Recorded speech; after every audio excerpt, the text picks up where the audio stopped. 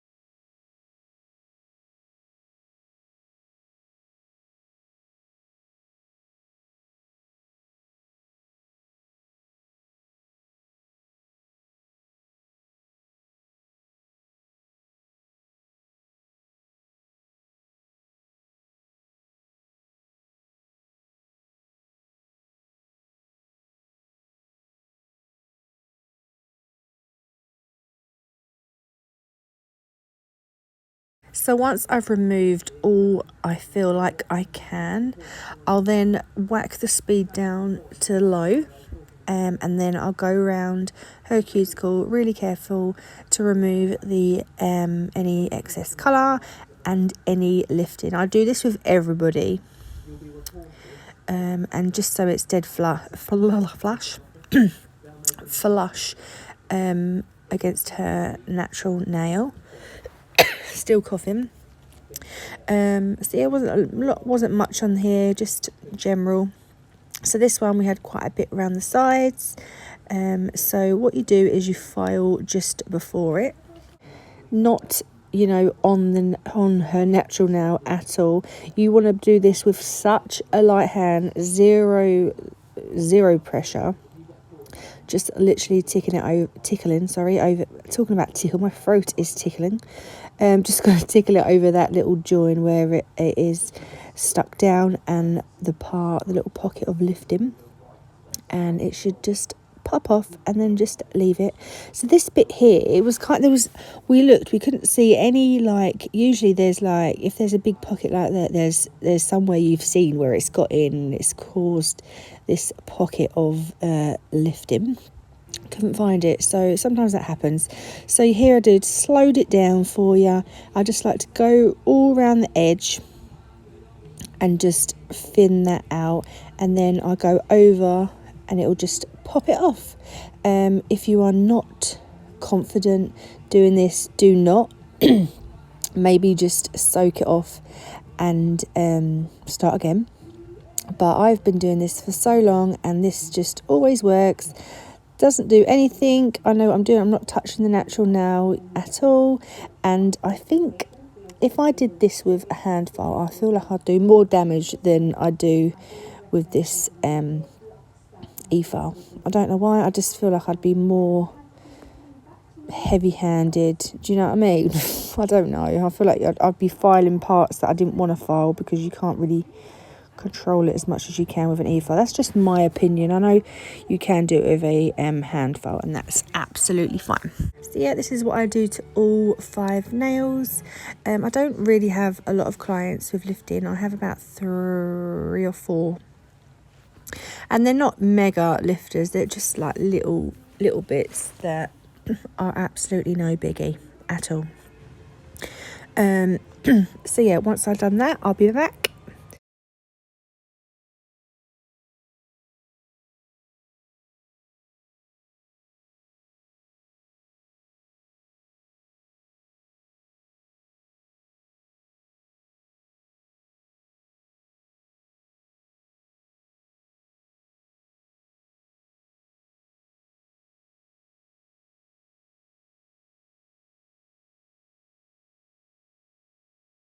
So this bit here as well, you can come in with your cuticle nippers and you can pick off any lifting, but sometimes make sure that you have filed the join. You know what I mean by the join of where it's stuck down and where it's lifted. File that first, otherwise you'll pick at it and it will lift more, and you'll pick at it and you'll lift more, and you'll just keep chasing it until the whole nail's off.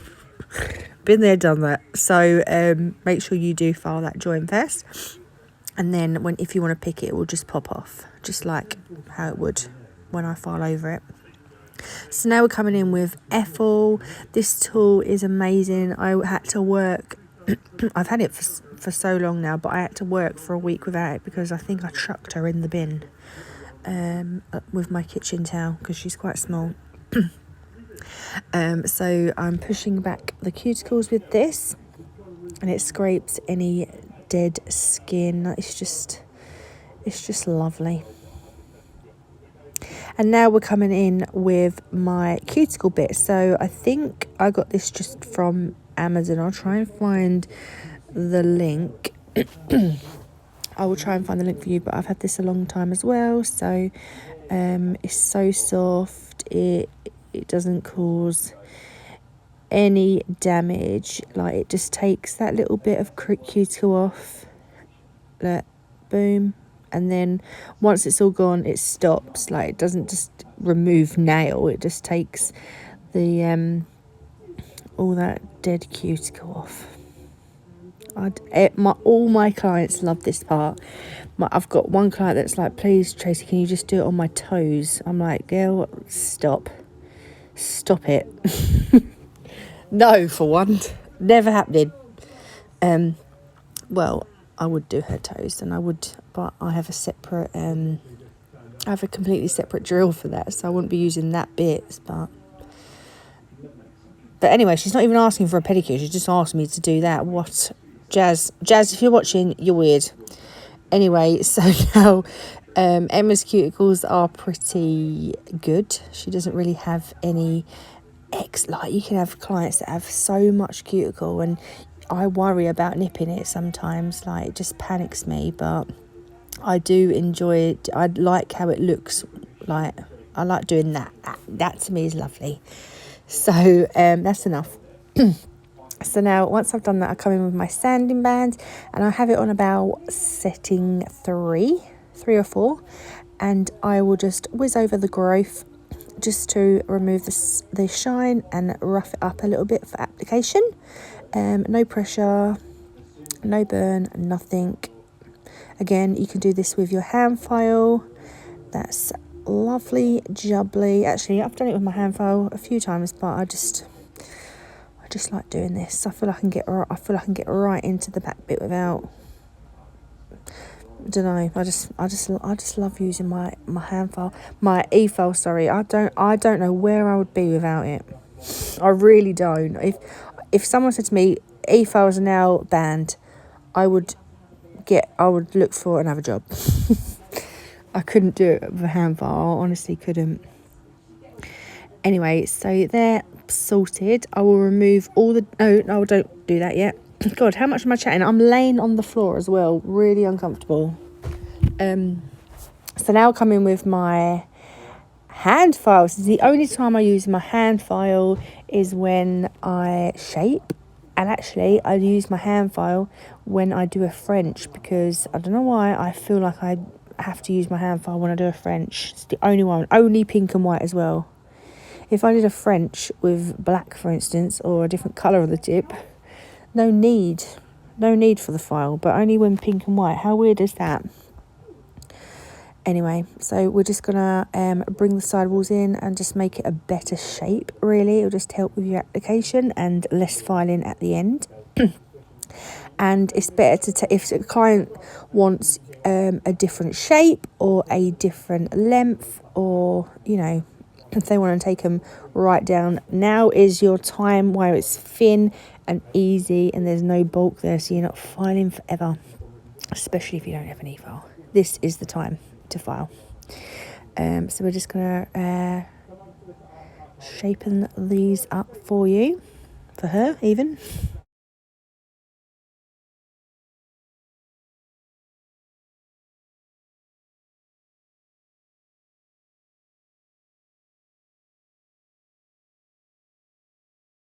So once I'm done there, I remove all the dust. I'll scrub it with some prep spray as well. And then with a lifter, I like to dehydrate twice and prime once. If I know they're not a lifter at all, just dehydrate. So now all done, we've got how we've dehydrated and we've got our one layer of primer down. I know you shouldn't use primer because I use the one monomer, but when it's a lifter, I feel like I need to. So now we're just gonna fill that back area with clear. Obviously on the middle one we want a bit of a thicker bead because we need to cover that little hole in the middle. So just a slightly bigger bead and make sure it goes over it. Boom. You would never know that even happened. So anyway, that's me done. Hope this helps you, or even if it don't, I'm just showing you how I do it. So I'm sorry. Thank you so much for watching, and I will see you in my next one. Bye.